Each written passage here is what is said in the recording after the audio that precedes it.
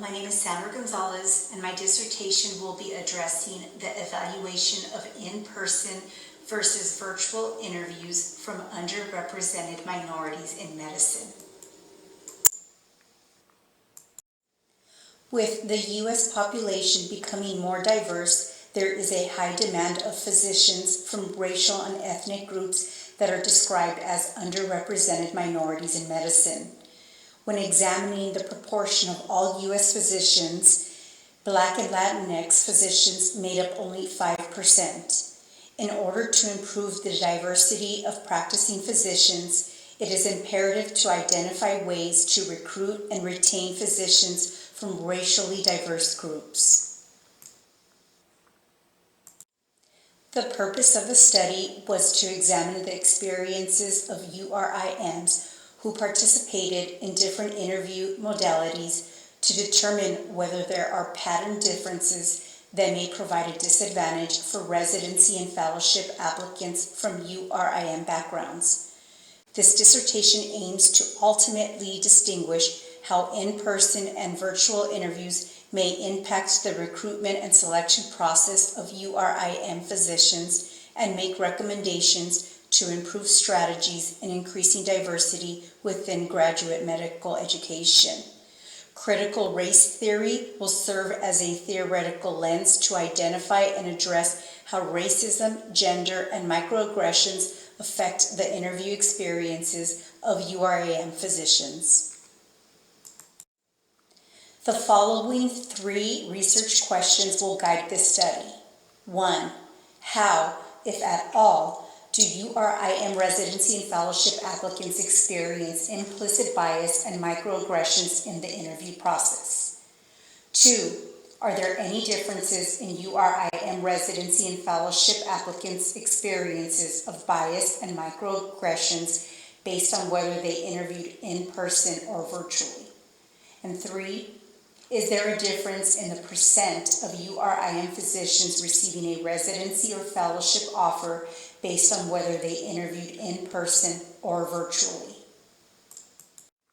For the purpose of the study, a mixed method research design is used, as it integrates both qualitative and quantitative research methods. The nature of the medical training, interview, and application process limits the study to a mixture of convergent and sequential exploratory research designs to form a comprehensive multi-stage mixed methods framework. The challenges I had faced during the research study was due to my position as a GME director.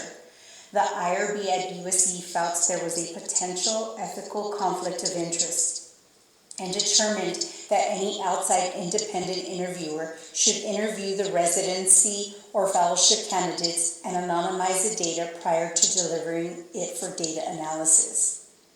Additionally, one training program did not want their program to participate as they felt there was a potential violation with the NRMP.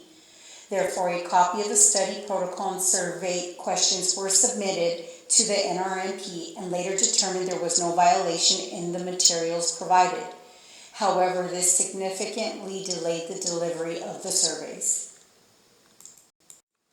For this research study, data was collected in 3 phases. First, URIM medical residency and fellowship applicants were invited to participate anonymously in the RMAS survey regarding their experiences with microaggressions during their interviews. There were 33 participants who completed the survey. Then, survey respondents had the option to participate in a semi-structured interview, which was the second phase of the data collection. 10 interviews were conducted. The third phase of data collection occurred after match day, March 17, 2023. After this date, data was collected from program administrators regarding whether applicants received fellowship or residency offers. For research question 1, the findings discovered that URIMs often face implicit bias and microaggressions throughout the interview process. These experiences, based on qualitative analysis, include feelings of being perceived as a foreigner, assigned stereotypes on intelligence, gender bias, the invalidation of their experiences due to color blindness, and the myth of meritocracy. Additional findings point to environmental racism and other microaggressions, with the RMAS survey corroborating experiences of presumed criminality, lower integrity, undesired cultural attributes, environmental microaggressions, and a sense of invisibility. For research question 2, I had planned to analyze both qualitative and quantitative data. However, only one participant completing the RMAS survey completed an in-person interview. As a result, statistical analysis comparing in-person and virtual interviews was impossible. So data derived from qualitative analysis was used to answer this research question. Virtual interviews revealed 2 themes related to implicit bias and microaggressions, which were forced diversity and fewer microaggression than in-person interviews. In contrast, in-person interviews revealed 2 additional themes: only minority candidate and fewer microaggression. There were 2 microaggressions that were common to both interview modalities: environmental microaggressions and denial of individual racism.